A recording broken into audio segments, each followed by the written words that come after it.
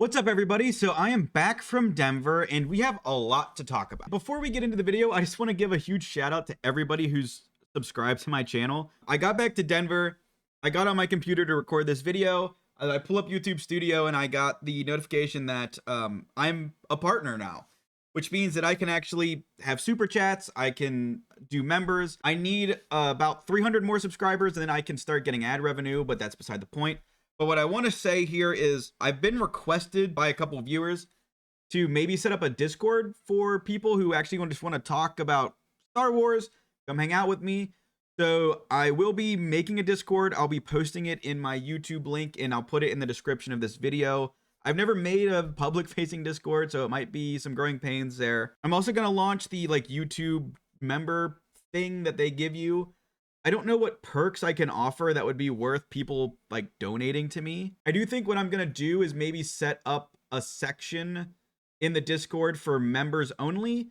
And also perks would be things like you can play games against me on Carabast or on camera. And maybe when I'm doing my deck techs and I have to, make games to actually play against people and, show them in the video. Well, maybe we can do camera games and I can actually play against viewers and you guys can actually help me test out my decks and maybe even get into one of my videos. I think that is what I want to make the member perks because I feel like those might be worth it to some people. You get to show how you can destroy me and I will put it in a video, and who wouldn't want that? There's also a website that actually imports Twin Suns decks.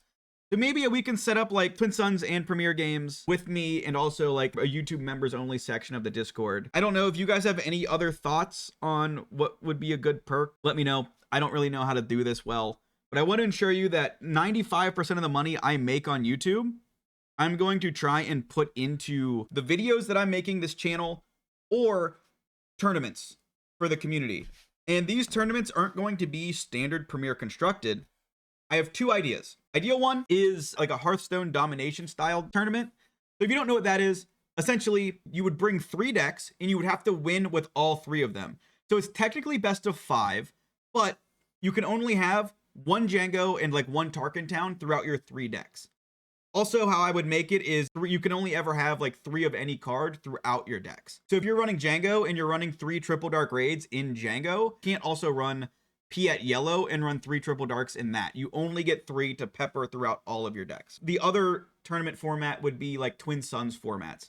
And these would all be in person. I would try and get these tournaments set up with prizing from YouTube. I don't know what I could do with that yet, but that's currently the plans for the monetization in the future of this channel. All right, so now back to Denver. I'm going to put on screen now the video format like I always do. A lot of the things I want to talk about is how this event felt a little underwhelming and how we should all give constructive feedback to FFG so we can improve things going forward. If this is truly season 0 is to find what can be done better for the future. Let's try and make season 1 much better by giving constructive feedback from Denver, from Liverpool, from Richmond, from Milan, from all these places.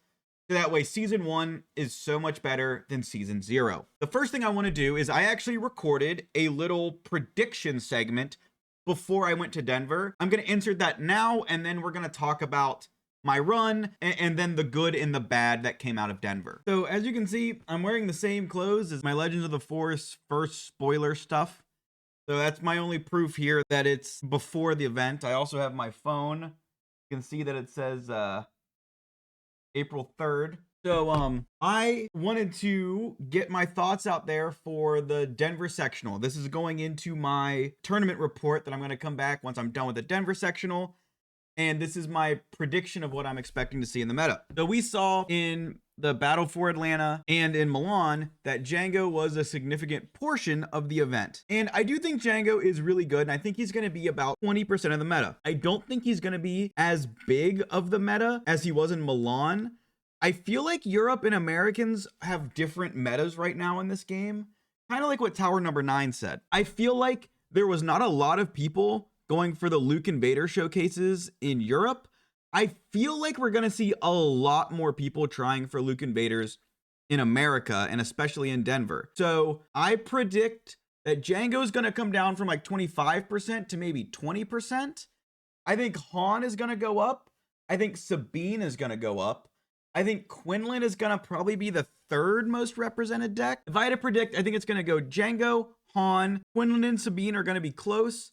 And then I think it's going to be Luke Vader and then a cliff of everything else. I do think Django is very counterable, and I just hope that people decide to actually bring counters to him. There are decks that are good in this meta that nobody is really playing, and I want to make sure like that's highlighted here. I do think Django is going to be probably, I would say maybe, let's say 50% of the top 8 will be Django's, and maybe 60% of top 16 is my guess. I think we'll see mostly Django's, with Hans and Quinlan's, no surprise. And then I think we're going to get one control deck in like top 16, top 8. And then maybe like a Sabine or a Kaz sneaks in. That is my prediction here. I'm going to put up my Palpatine list. I've made some edits since my last video. I've put in like a reinforcement walker, and I've been toying around with it. So whatever's on screen now is the list that I submitted for the event. And again, I'm planning on destroying Django's, destroying Quinlan's, having a rough time against Sabine's, and having like kind of an okay time against Han. As long as I don't go up against like top tier double cunning Han players, I believe I have a fighting chance. But anybody who's been playing Han since set 2 probably is gonna beat me down just because they have so many reps against control, and I don't have that many reps against like really strong Han players. Because Han is such a hard deck to pilot well that you're gonna find it's hard to find like good matches to like really get battle tested against. When I come back, we'll talk about like the actual hard stats. We'll compare that to what I'm predicting right now to see how right I was, or how more than likely how wrong I was. In Denver, there were 5 Django's in the top 8 and 8 Django's in top 16. So I do think my prediction here was actually correct. Django was about 50% of the top cut here.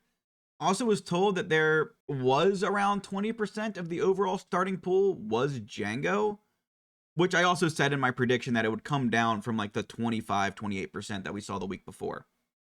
The most aggressive deck to make top 16 in the US was this Boba Fett burn deck, and it made 9th, which is kind of cool. And we got a Luke data vault and a Yoda data vault that made the top 8 and top 16 respectively. So, I mean, if you want to say Yoda Data Vault is a control deck, which I do believe it is a more control style deck, then I was correct about a control deck sneaking into top 16. I don't know if Luke Data Vault is a control deck. I said one would make top 16. I did predict that a Sabine or a Kaz would sneak in, and they didn't. But the Boba kind of replaced them in like the aggro field. When we're looking at the starting pool, we don't actually have like a leader breakdown for Denver yet. We do have it for Liverpool. I'm too busy right now getting back from Denver, and I have a bunch of other commitments that I have earlier in the week before Wednesday, which I want to do the video on the suspensions. I don't have time to make it myself, or I would.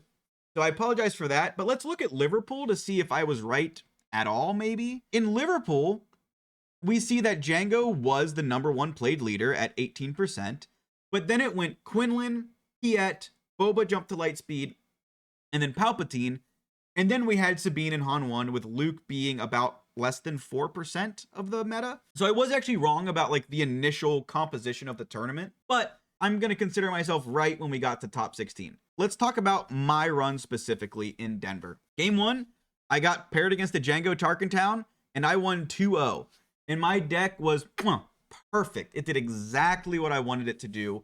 Unexpected escape, the direct hits, everything. It was beautiful and great. Game 2 was against a Sabine yellow player. And I want to say this dude, extremely nice. And I actually had a lot of fun playing him. And we actually had a little too much fun. We got a little carried away talking to each other. You know, we were talking about this, we were talking about that while we were playing. And we ended up going to time. Now, it is partly my fault because we were talking and having a lot of fun. But I expected to lose into a Sabine player, right? So I figured at the time, you know, I'll take a tie against a Sabine player. It's better than a loss. Then game 3, I got paired into a Sabine ECL game. So the 2 decks I didn't want to see was Sabine Yellow, Sabine ECL, and those were game 2 and game 3. So this was a nightmare scenario. In the first round of this Sabine, they had Initiative, then they Battlefield Marine turn 1, into Fleet Lieutenant turn 2, into Sabine Darksaber, and then I got ECL record for like the game ending. It was a disaster. Game 2, I actually won after sideboarding. And game 3, I was probably around 26 cards through my deck. I didn't see any of my 3 super laser blasts. And if I saw one of them, I think I win the game because I clear their board, I flip Palpatine, and I had like Avenger and like 2 Vigilances in hand. I think I pull it out, didn't draw a super laser blast, and you know, sometimes that's the way the deck goes. I end up going 1-1-1 after game 3. And then we get to game 4. And I don't want to get in too deep into game 4. I've already kind of vented into a Discord and to some of my friends, but I do want to talk about it. And I want to say before we get into it, I do recognize that this is 100% my fault. And I take complete ownership for what happened here. I got paired into a Palpatine yellow, and my opponent won game 1.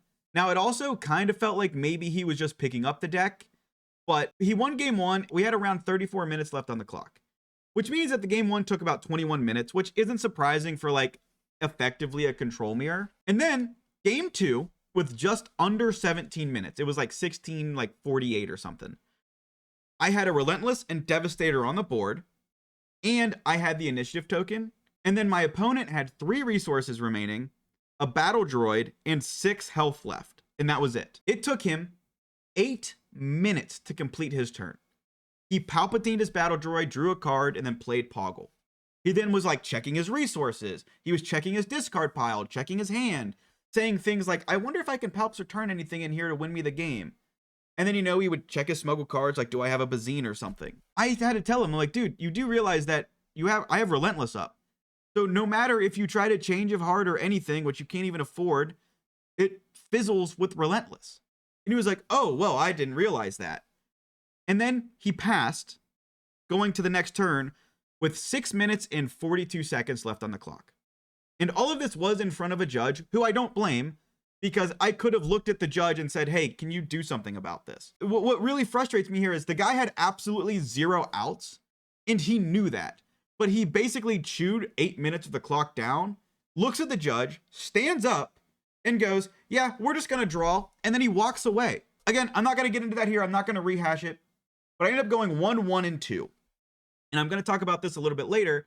But I dropped from the tournament at 1-1-2 because I couldn't make day 2. And this was kind of frustrating for me because the deck was performing exceptionally well.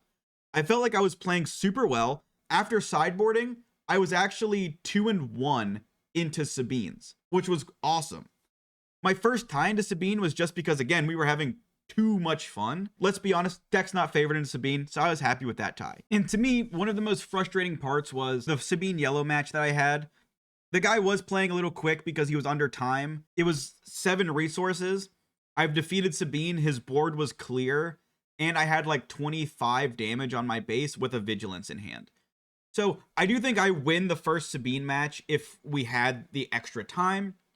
And I do think that I beat the Palp yellow match if I had extra time. So I do feel like after 4 games, I was playing at a 3-1 level, but I ended up at 1-1-2, which is sometimes how it goes. And also, if you're curious, again, I'll put the deck list on screen that I took. After doing a little bit more testing in this event, I think where I'm settled with the deck currently is I would remove the Rival's Fall and the 2 Vaders and put in a Snoke and 2 Scramble Fighters. Snoke is good against Sabine. I don't know if it wins me any of the games that I played, but I do think it's better against Sabine than Vader is. And Scramble Fighters is actually like surprisingly good in this deck because you get to fight a lot of the space board and you get to do like the 1 damage flip Palpatine out, steal a unit, and then draw cards just by defeating TIE Fighters and dealing like 1 damage across the field. So it's actually like kind of a really good surprising card in this deck. So going forward, remove 1 Rival's Fall, remove both Vaders, put in 2 Scramble Fighters and a Snoke. But when you play a deck like Palpatine Colossus and you get paired into slow players, it's actually like really difficult. My first game, the game against Django, I finished with 7 minutes left on the clock. The guy was super nice, but he admitted to me that he's just a really slow player, which is fine. But when I played cards, he'd have to like grab them and read them. So for instance, his board was just IG 2000. That's all he had. I played Power of the Dark Side, and it took him maybe like 10 to 15 seconds just to realize that he had to defeat IG 2000. And then it would take him like another 10 to 15 seconds to realize it's his turn. And then it would be like, what's his next play? So I would play Power of the Dark Side, and before I could play another card, it would be like 2 to 3 minutes. And again, that's fine. But my problem is, even if I'm playing quickly and I know my lines, if I get into a slow opponent, that could just be devastating for the deck.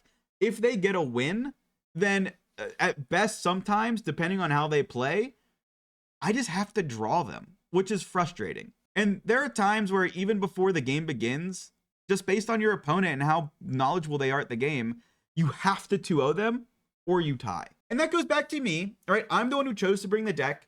So I have to just realize that I have to 2-0 almost everybody or I'm going to get a tie. Now, I do want to say, I'm just going to throw this out here. This isn't part of like the constructive criticism section of the video, but I just want to say, I do wish that there was some form of chess clock system in the game. There are times where, especially like in my 4th game where the guy slow played me, after like the 49 minutes that technically were played after he stood up, announced that we were drawing to the judge and walked away. So out of those 49 minutes, it was his turn for 30 minutes of those 49. And so basically, if you're playing control, you're also not only just playing your opponent, you're playing things outside of the game itself, such as the timer, such as your opponent intentionally slow playing you, or if they win game 1, they might just take longer in game 2 because they know that, hey, if I lose, at least I get a tie and I don't eventually lose the game. I come from Hearthstone or in Legends of Runeterra. In those games, you know, they're online games and you basically have a rope mechanic instead of an overall timer.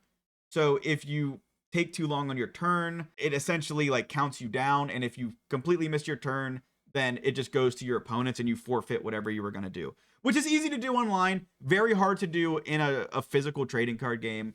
Just for me personally, I wish it had a little bit more of that aspect to it. So you're not punished for playing a control deck against a slow opponent and they like try to slow roll you. I know I'm preaching to the choir. I know it's also really hard to implement and probably unfeasible. And I just need to change myself as a player. But, you know, this is my YouTube channel. I'm going to vent a little bit. And I hope you don't thumbs down the video. I just felt like I wanted to say it. I drop out of the tournament at 1-1 and 2. And I know this isn't technically part of my overall main event run, but I do want to brag about it anyway. I played a sealed event and a Twin Suns event after the main event. The Twin Suns event was some of the most fun I've had in the game. I do play it regularly with a lot of my friends, but this was the first time where it was like for a prize. And I went 1-1. The first game was so funny where everybody thought I was going to win. And one dude thought that he was definitely like the guy that was going to be out first. And everybody that I was playing against was like, we want to kill this guy, meaning me. And I look at the dude to my right and I just look at him and I go, can you just kill me and that person who just really wants me to lose? He double defeated both of us, healed 10, won the game. And he was a great guy. He had 400 prize tickets awarded for winning and he just gave one to everybody. So the dude was awesome. That game was so much fun. And then in the second game, I actually won with this stupid deck that I built that I just think is so funny. And if you want to know what it is, it's the Jump to Lightspeed Han and his famous sidekick, Rey, from the hit movie The Force Awakens. And I'm also using Lake Country. So it's like a 2-color only odd Twin Suns deck. It's hilarious. And then in the sealed event, I went 3-0 with a final record of 6-1. I think I've said this before in other videos.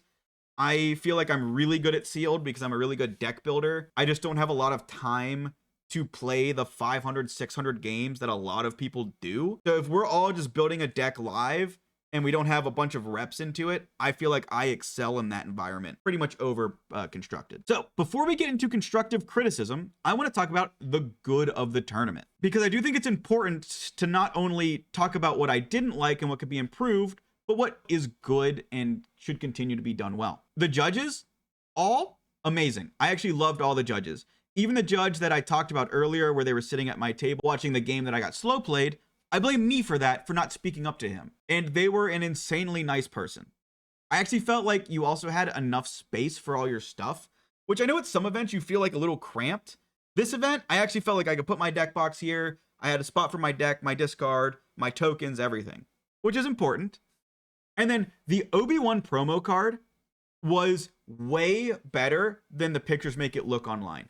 Like, seriously, that card has the serialized prestige treatment where it's got like the raised foiling. It looks amazing. It looks so good. I think everybody in my little row, when they were handing out prizes, we were all like, oh my God, This is so much better than we all expected. Keep that up. Immaculate. Amazing. Loved it. And they also hinted that this treatment will be the season 1 prizing treatment as well. And I am all for it. Make that the showdown kits, make that everything. That treatment, chef's kiss. All right. And actually, so I apologize for this. I'm going to just do it live here. I had everything upstairs. I was like, why don't I just show the stuff that I'm going to be talking about? The Obi-Wan promo, again, it's going to be, you have to see it in person, but it has it's foiled. It has like the raised foiling. It is just so much better than what the pictures like make it out to be. So it's awesome. And then I bought a VIP ticket, and you got all the promo cards. So you got Chewbacca from set 1, Han from set 1, Akbar, Agent Callus, and then what is this? Red 3? Red 5. This is Red 5. No. Yeah, and then Red 3. So those are all cool. I didn't get a playset of the promos just because they're going to rotate out anyway eventually, and I will only need one for a Twin Suns deck. And then some of the other really cool things. There will be a complaint about this later, which I'm sure you can figure out, but you got the Poe Dameron art mat, which was cool. Everybody got this for participating. And then this is one of the prize wall mats, but again, I was the VIP. I bought the VIP ticket, but you get the Scramble Fighters mat, which looks amazing. It also doesn't have any of the zones. I know some people don't like having the zones imprinted on the mat. And then I also got the Close the Shield Gate mat from the event, from the prize tickets, which was cool. And the other 2 mats were the Kylo from set 2 and the Cody from set 3. So I think those 2 mats, the promos, the Obi-Wan art were all awesome. And I want to just show you some of the things that I got from the event. So now that should be all of the good. And we're going to go into the long section of constructive criticism. And I'm going to put individual timestamps for the criticism because I feel like each of them deserve their own topic. Before we get into constructive criticism, I think it's important to state a few things. One, a lot of these issues were not actually directly FFG's fault. And it's actually on Star City Games, the SCG, which were the organizers that FFG like outsourced this to. To my knowledge, the European sectors were much better because they were organized by OPE. And I recommend anyone who went to Denver who has complaints, email organizeplay@fantasyflightgames.com. I'll put the email on screen, and I'll also link it in the description of the video so it's easy for you guys to find. I believe this is the correct email because it's their organized play events for Fantasy Flight. I want to say, make sure if you're going to give feedback, you do it the proper way. Make it constructive, be calm, don't cuss them out, don't make threats, and also make sure to include things you liked. I'm going to include the Obi-Wan prizing because I think that is awesome. I'm going to tell them to keep it up. I'm going to tell them, some of their mats were really good. Feedback is not just what can they do better, but it's also what they did well and should continue going forward. So the first thing I want to talk about is ties. This one is on FFG, and I want to talk about ties. And you may think, oh, you just want to talk about ties because you collected ties like Pokemon. And you're right, because being the now tie master that I am, I realized something that I'm not sure many people have yet. The ties are now actually worse than losses in day 1. And let me explain. In this event, you needed 21 match points to get to day 2.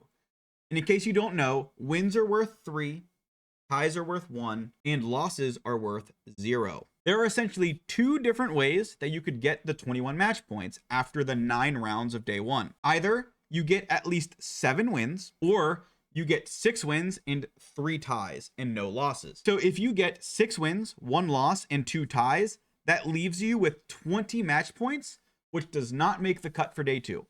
And essentially, everyone was super happy about no more double losses.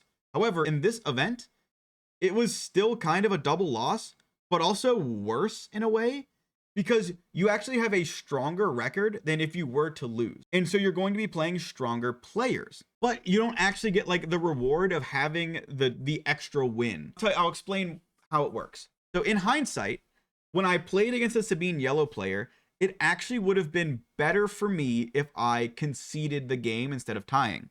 The reason why would be, instead of going 1-0-1, I would go 1-1, and you would be paired in theory against a weaker opponent. The tie that I got in that Sabine matchup essentially equated to a loss for me at the end of the day. And if I just conceded that match, I would have got paired into weaker players. Maybe I would have actually been able to beat my game 3, and then, you basically submarine to 7-2 and then make day 2. I hope that makes sense. But like currently, ties, if they're going to do like 21 match points to get to day 2, and they've also stated for Worlds you're going to need 18 match points to get to day 2 and to day 3, well, ties just might be worse, because if you're going to tie your opponents, you're getting paired up into stronger competition while not getting the benefit of getting the wins and getting the 3 match points. And I just want to point that out, that I don't think ties are that great right now. The ties instead of double losses, while it is probably a better result than what we had before, it's not great and it's not perfect. And I really don't like ties at all, because now people are going to go to these tournaments and think like, well, yeah, I'll tie into this player. You're just not getting a loss, but you are getting a loss at the end of the day. I would like something done about ties. There's really no great solution here, in my opinion. I would think that maybe making a tie like 2 points instead of 1 would eliminate this, because if you go back to the 9 rounds, you would then be able to go like 5 wins and 3 ties, and that would put you at 21 match points. But do you really want somebody making day 2 with 5 wins, 1 loss, and 3 ties? Like, probably not. So I don't know if there's a good way to handle this. Essentially, the bottom line here is the way that the ties are now when you go to time, it essentially is a double loss, but it's just not called a double loss anymore to make people feel better. That's how it is. And I just wanted to make sure I got that point across. And since we're talking about match points, I actually want to talk about the match points required to get to day 2 in Denver and how it was mismanaged in the Denver tournament specifically. So as I said before, to make day 2, you needed 7 wins or 6 wins and 3 ties through the 9 rounds. Well, nobody had the 6 wins, 3 ties. So for argument's sake, everybody who made day 2 were at least 7-2. Denver had 2 rounds day 2 before they cut to top 8. So there were 430 players in the Denver event, and using like an online tournament top cut calculator that also included ties. And these calculators do fluctuate, because you set up a scenario, you hit run, and it says, okay, in this case, you would need X amount of points to make top 8. For the most part, 11 rounds, which is what we had in Denver. To guarantee a top 8 spot, you needed 28 match points, which is 9 wins and a tie. And that is impossible for someone who went 7-2 day 1. The best they could do would be 9-2. And that means that some players had a 0% chance of top 8ing after day 1, even though they made it to day 2. If we added one more round, going from 11 rounds to 12, you are guaranteed a top spot with 10 wins, which means any 7-2 player in day 2 would, if they won out and won all 3 of their games, they would go 10-2 and make top 8. And this actually did affect like a high profile player, and that was Wu. So Wu said in his video that he was 3-2 after the first 5 rounds, and then he went on like this amazing 6-0 run to go to 9-2, and he finished 12th due to the tiebreakers. Essentially, after round 5, he was unable of making the top cut with 2 losses. Now, of course, we didn't know that at the time, and he still got like the day 2 prizing, which does matter. But along the same point, this leads me to the huge issue here. Denver and Liverpool had similar number of players. Denver had 430 and Liverpool had 418. Liverpool had 13 rounds of Swiss, while Denver only had 11. And that really should not have happened, and it needs to be consistent between events at the same level with similar player counts. So to me, this was actually a big ball drop by Star City Games or FFG, whoever decided the number of rounds that needed to be done before the top cut. I've heard people blame FFG, but I really don't think it's FFG if OP on the same weekend with the same number of players had 13 rounds and Denver only had 11. It doesn't make sense to me. The only difference is SCG and OPE, and I think SCG dropped the ball here. Another criticism I have, missing items. This is a small section, but I want to talk about it because it's really important to people who actually went to Denver. The medal initiative tokens just didn't make it to the event. We were supposed to get medal initiative tokens, but they didn't show up, and apparently FFG will be getting in contact with us about shipping them. As of filming, which I'm filming on April 8th, I haven't heard anything. So if you went to Denver, make sure you keep up on this because we are owed medal initiative tokens that we did not get. Next, I want to talk about the main event pricing, which is another one of these big issues a lot of people are talking about. When I'm talking about main event pricing, I'm talking specifically about the prize tickets that you get for the main event. Let me explain. If you participated in the main event at all, you got 100 of the prize wall tickets, and that's it. If you went 6 and 3, you still only got 100 tickets, and you don't even get to make day 2. Like, that is the worst case scenario. You don't make day 2, and you also didn't lose early enough to where you could play in side events to get prize wall tickets. Now, based on day 1 prize wall cost, if you have any other knowledge on this, hold it for a second. We will get to this later. I'm talking about day 1 prize wall costs. I think maybe you should get 100 tickets per match point. So that leads you 300 tickets for a win and 100 tickets for a tie. So if you went 7 and 2, you would end up with 2,200 tickets, which allows you to buy a mat or the promos or something. And if you went 6 and 3, you would get 1,900 total tickets, the 1,800 from the wins and the 100 from the participation. So all you would need is a single side event participation ticket to get the 2,000, which would have been enough for a day 1 mat. Basically, you got punished for staying in the main event longer and not making it to day 2, which is a big problem. Now that we're talking about side events, let's talk about some of the issues that I had with side events. On day 1, the main event started at 10 a.m. and there was a Twin Suns event that happened at 11 a.m. and only one player who, based on a Reddit post, was a kid who thought he couldn't play in the main event because he was too young, but that was also incorrect. That's a whole other story, and I encourage you to read it. It's on Reddit. I think it's titled like As a Dad, or like Star Wars Dad, My Issues with Denver, or something like that. But only one player registered because everyone was either 1-0, 0-1, or 0-0-1 at that point. So no one's dropped out by now. Realistically, 2 p.m. is the first time where a lot of people would reasonably have dropped out from the tournament. And then there was only one Twin Suns game that you realistically could play in day 1, and that was at 3 p.m. And I actually tried to register for this event at 2:51, but registration closes 10 minutes before it was supposed to start, so they didn't let me register, and then the game didn't start till 3:15. So that was frustrating for me. The other issue I have here is that there was one event that started every hour, and they alternated. But these events take 2 to 3 hours to complete. So if you want to do a Twin Suns and then a sealed event, but they're back to back, you can't make both, which is dumb. They should just have every event start every hour. Yes, maybe there are less players at each event, but you actually get to play what you wanted and not what you're forced to play. Another problem with these events were the ticket pricing and pricing. I played in the sealed event, which was $50 plus $3 tax, and you get 6 packs, each valued around something like $5. And then you get 100 tickets for participating and 200 tickets for each win. And I finished 3-0, so I got 700 tickets. But some people only got 100. If you went 0-3, you only got the 100 participation tickets. And I'm going to come back to this when we talk about prize wall pricing. Just know I paid $50 for 6 packs and 700 tickets that I had to earn. And then there was the Twin Suns event that I played in, and that was only on day 2 because they didn't let me register for any day 1s. Again, I keep saying we're going to get to it, but there was no on-demand Twin Suns day 1. Paid $25 plus $2 tax and got 100 tickets for entry, and then 400 for each win. So if you won both games, you got 900 tickets. I ended up with 600 because in my first game, like I said, the guy gave us all 100 tickets. So I paid $25 there for 600 tickets. But again, some people only got 100. But by far, the best way in Denver to earn tickets was the Spotlight deck battle. So you paid $40 plus $3 tax to get a Spotlight deck. You played 3 rounds, and each round you played in, you got 300 tickets.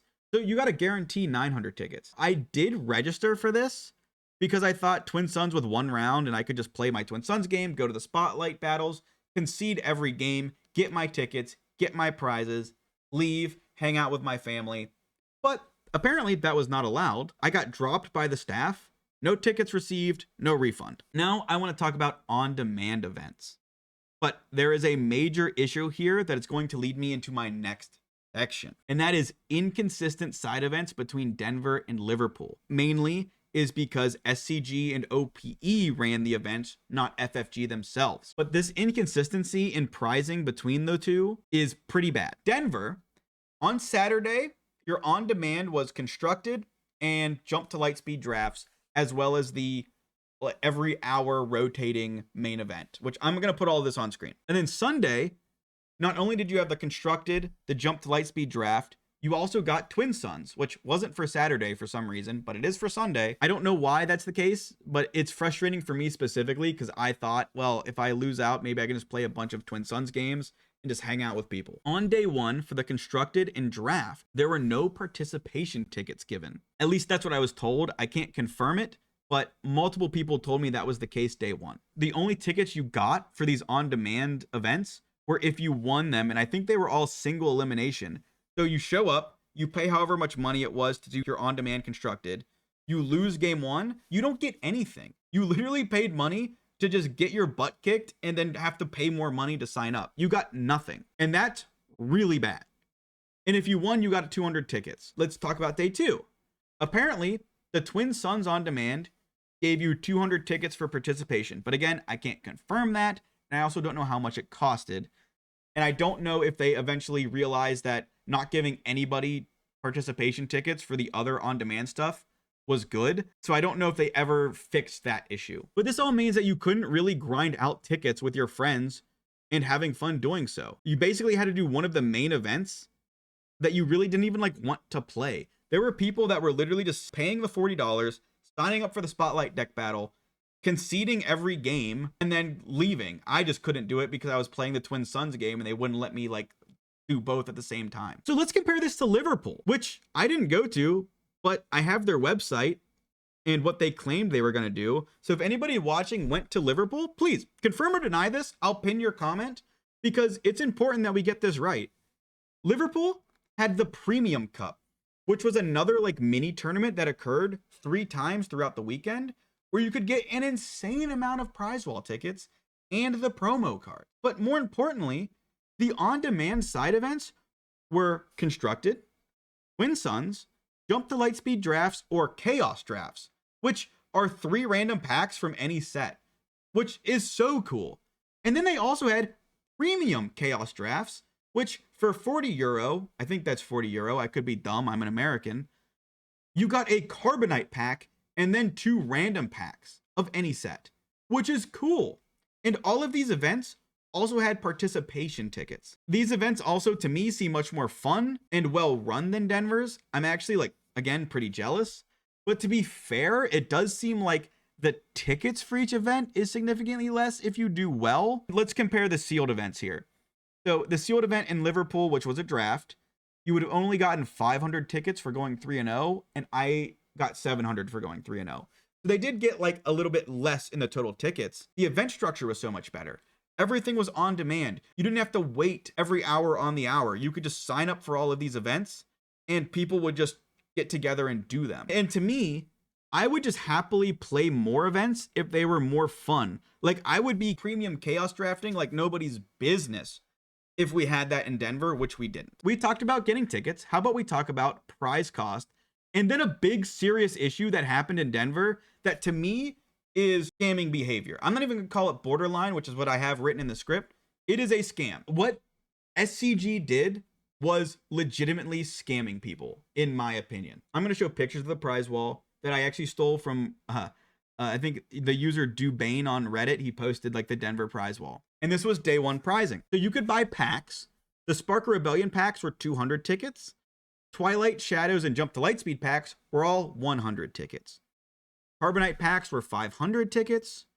Promo cards were 200 tickets apiece. The mats were 2,000. Pins were 500. And shirts were 1,400. Based on the pack ticket pricing, this gave you a value of around $5 per 100 tickets. So let's convert these ticket prices to dollar prices so we don't have this stupid obfuscation on how SCG valued these items. Okay, so now we've seen the prices. I'm going to leave them up, but I'm going to talk about my sealed event again for a second. We take out $30 from my entry fee because I got 6 packs. Each of those are worth around $5. You pay $30 for the 6 packs. So that leaves around $26-ish for the 700 tickets that I won, which gives you about $3.7 per 100 tickets. And if you go 1 and 2, you only got 300 of those tickets. And that is $8.6 per 100 tickets. So personally, I don't like this structure at all. I feel like people should be getting rewarded for going out to the big Star Wars events and playing in events. I believe if you get a single win, that should give you like even money of tickets. Like if you go 1 and 2 in the sealed event, you should have got the equivalent of $5 per 100 tickets. And if you do better, well, great, right? You get basically a deal.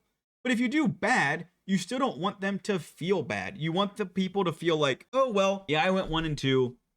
Yeah, I did bad. But hey, at least I got my money's worth out of it, which currently you're not. Also, what are we doing with the shirts? Like, they literally just say Star Wars Unlimited on them, and they're gray and black. These were valued at $70. They don't even say Denver Sector on them. Nothing. That's terrible. The promos are also foiled, which makes them curl.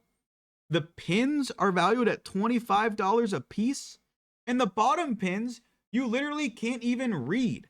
I couldn't even read them in person. Like, I walked up to them and I was looking at them. I don't even know what they say. I'm assuming they're like the set names, but I don't know. You wouldn't know. And then the Spark of Rebellion packs being double the price of the latest freaking set is just unacceptable. Now, I did hear, I didn't confirm this, that this was only in Denver and Liverpool. All the main non-carbonite packs were all 100. So maybe this was SCG's pricing, and that's just complete bullcrap. I'm sorry, that's dumb. Now, the mats are amazing, and I showed you the Scramble Fighters mat and the Shieldgate mat that I got. They're valued at $100 in the day 1 prize wall pricing. $100. That's crazy. That mat, as good as they are not worth $100. But wait, on day 2, without any warning, shirts and mat prices were dropped to 1,000 tickets. So $50 a piece. But that was unannounced. And I talked to a bunch of people in person that either bought mats day 1, or this one person, he had 1,000 tickets, but was like, I don't know if I'm ever going to get to 2,000 tickets to buy a mat that I want. So he bought 2 carbonite packs. To me, that the unannounced dropping of price of the stuff is absolutely unacceptable. And I mean unacceptable. This is the scam that I'm talking about. People bought mats day 1 and didn't get a refund for their missing tickets. And this is the most egregious thing that happened in Denver to me. And it needs to be called out. Is it good that they dropped the prices Sunday? Yeah, absolutely. Yes. Like, the pricing was way, way, way too high. $100 for a mat was way too high. $70 for a shirt that just says Star Wars Unlimited is way too high. And there was a reason that I was talking to a judge and they said they didn't give out many of those day 1 because who the hell wants to buy one? The price drop happening unannounced on Sunday is so bad. And the fact that they didn't make it right to the people who bought stuff the day before is terrible. What should have happened if they decided to do the price decrease was everybody who came day 2 should have got like 500 tickets as compensation. Who cares? It's 500 of this make-believe money, and it would have gone a long way. And I wouldn't even consider this scummy if they did that. As to me, if they gave everybody 500 tickets, it wouldn't be scummy anymore because it was almost like, yes, we realized that the prices were too much, and as a sorry to everybody, here's 500 tickets. And I want to say this. I do believe that this is Star City Games doing, not Fantasy Flight. So direct your criticism to the proper places. Now, I am going to mention this to Fantasy Flight with the understanding that the price drop was most likely SCG. So my recommendation to you, if you're going to Richmond or if there's another European one, wait until day 2 to spend your tickets. Because there might be this unannounced price drop that you don't know about, and then you just get scammed if you buy early. So hold on to your tickets is my recommendation to you. So that was the big thing. Now, a couple little things. the participant logo on the Poe Dameron mat, you get this amazing Poe Dameron artwork, but then you have in giant bold letters, participant. And this was a running joke throughout, even before the event started and during the event. They should just say something like Denver Sector or Season 0 Sector in big bold letters. The big bold letters saying participant just don't look good. And honestly, doesn't make me want to play with the mat, if I'm being honest with you. It ruins it. Fix that going forward. Next, I want to talk about the showcase hunt, which is a really great idea. I actually love the idea of the showcase hunt, but it could be better. And let me explain. So if you don't know, the showcase hunt was if you finished top 64 and had the best finish of your leader, you were awarded the showcase of that leader. And I would just propose you do away with the top 64 criteria. If someone wants to bring Dr. Afra and they go 0-3 drop, but they're the best Afra, give them the showcase, man. And here's why. You want as many people as possible walking away from the tournament happy. This gives someone who doesn't, like, there are people that showed up to this tournament who didn't even feel like they could get day 2, right? And this gives those people like a side quest or something that they can win. And it gives them the incentive to show up to the tournament, sign up, and walk away happy. It's just another way to win the tournament for people. You don't just have the one winner of the tournament. You have the one winner plus like the 72 showcase winners that are given out. And that's a big deal. And they're not like participation trophies, right? Because you still have to play the leader. You still have to be the best of these leaders. And you might actually see more people bringing Holdos or Afras. You might see like an increase in tournament registration. You might hear people say, well, I love Admiral Akbar and I really want that scooter showcase, so I'm going to run Admiral Akbar. I don't even care. And they're going to go 1-3 drop and get their showcase, but they're going to be excited and happy. And they might go to another tournament and play another leader that nobody wants to play that they like as a Star Wars character. And also, if you're worried about like the value of your showcases going down, well, let's be honest. Carbonite packs are already devaluing the showcase prices of like the new set, at least. I don't know the prices off the top of my head, but if you look at like a Rose showcase, it's like 40-50 bucks. The other thing, and I'm not taking credit for this, my friend Gavin, who I've mentioned before, came up with this idea. You could give out stamped showcases.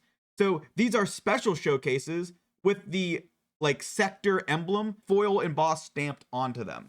That way, these showcases are different than ones you can pull normally, and they like are more valuable. This is what things like Lorcana and Magic do, where you get a special card you can't get anywhere else. This rolls into better prizing, and I'll be honest with you, even if like a Holdo is a bad leader or Rose is a bad leader, but you have the Denver Sector stamped version showcase of it, that card is valuable. I think that's amazing. So even maybe giving special stamped versions of showcases for the showcase hunt, do what I said here. But that is my recommendation. I think the showcase hunt, great idea. Remove the top 64 criteria and it would be perfect. So that is the end of like the criticism aspect.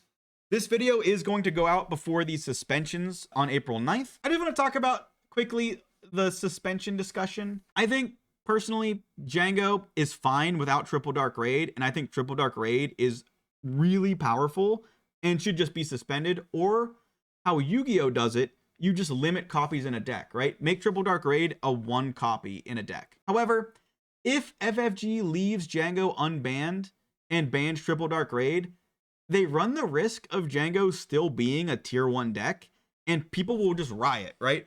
You have these people that just want to see Django banned. They're not going to be happy if Django is still good and they're still seeing Django's like win tournaments in top 8. So I think what FFG is going to do is just ban Django and that's it. I do think my dream scenario is pretty similar to what Tower number 9 said, where you ban Triple Dark Raid because it is just an insane nuts card. You errata the rules for DJ, but since we can't errata the rules mid-season, we're just gonna have to ban DJ until set 5 and the comprehensive rules update of set 5. Now, I don't think that's gonna happen. Again, I think they might just hit Django and call it a day, but I just wanted to get my opinion out there. This is also a post-recording. I had to go do some volunteering and then I came back. Erich Weiger, I'll show the clip.